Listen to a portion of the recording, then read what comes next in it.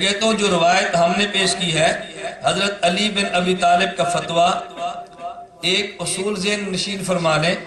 علامہ زیلعی رحمت اللہ علیہ نے نصب الرایہ میں ایک اصول بیان فرمایا ہے کہ محدثین حدیث مبارک کو صحیح کہہ دیں، یہ دلیل اس بات کی ہے کہ اس حدیث کے راوی ثقات ہیں۔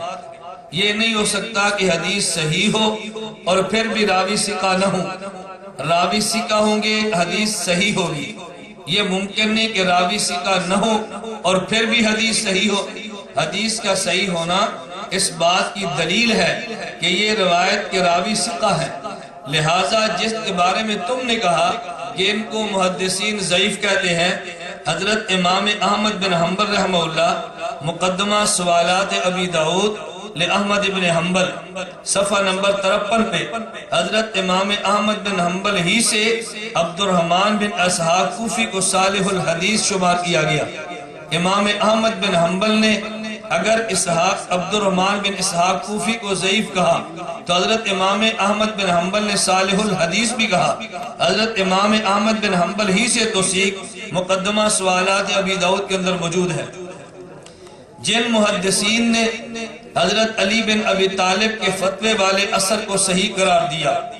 امام اسحاق بن راہوے جن کی وفات سن 278 ہجری میں ہے، حضرت امام احمد بن محمد بن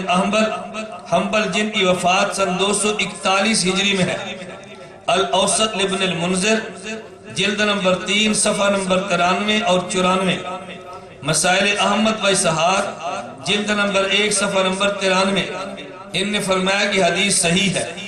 حضرت امام احمد بن محمد امام طحاوی رحمہ اللہ جن کی وفات سن 321 ہجری میں، احکام القرآن للطحاوی جلد نمبر 1 صفحہ نمبر 187، امام احمد بن محمد امام طحاوی احکام القرآن للطحاوی جلد نمبر 1 صفحہ نمبر 187، حضرت امام مقدسی جن کی وفات سن 643 ہجری، الاحادیث المختارہ جلد نمبر 1 صفحہ نمبر 386، حضرت علامہ ابن قیم محمد بن عبد الواحد وفات سن 751 ہجری، بدائع الفوائد جلد نمبر 3 صفحہ نمبر 73، امام ابن قیم یہ وہ حضرات موجود ہیں۔ محمد بن ابو بکر امام ابن قیم وفات سن 751 ہجری، امام ابن قیم حدیث مبارک کو صحیح قرار دے رہے ہیں۔ اس قدر محدثین کا علی بن ابی طالب کے اثر کو صحیح قرار دینا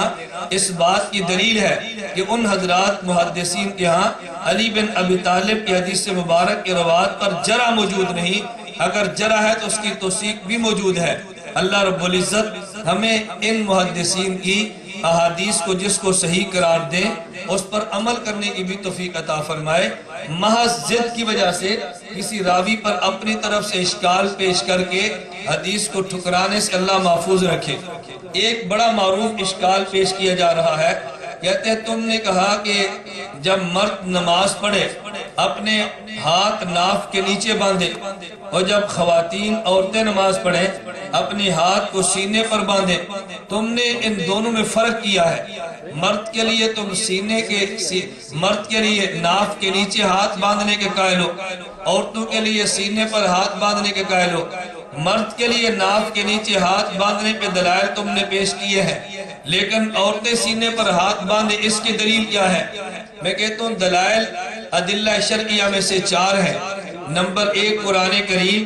نمبر 2 سنت پیغمبر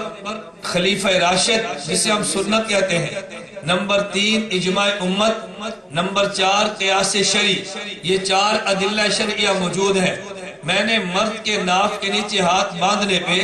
سنت پیش کی ہے، اصحاب پیغمبر کا عمل پیش کیا ہے اور تابعین کا مبارک عمل پیش کیا ہے، اور عورتیں سینے پر ہاتھ باندھے۔ اگر میں اس پہ اور دلیل کوئی بھی نہ پیش کرتا تو عورتوں کے سینے پر ہاتھ باندھنے میں اختلاف کوئی نہیں، عورتوں کے سینے پر ہاتھ باندھنے کے ہم بھی قائل ہیں اور عورتوں کے سینے پر ہاتھ باندھنے کے غیر مقلدین بھی قائل ہیں۔ یہ تو اختلافی اور نزاعی مسئلہ نہیں ہے۔ جو مسئلہ نزاعی اور اختلافی تھا میں نے دلائل اس پر آپ کی خدمت میں پیش کیے ہیں لیکن دلیل کے طور پہ حضرت علامہ عبداللہ بن احمد وفات السعایہ، علامہ عبدالحی لکھنوی رحمت اللہ علیہ نے السعایہ جلد نمبر 2 صفحہ نمبر 156 میں تحریر فرمایا، اما فی حق النساء فاتفقوا علی ان السنت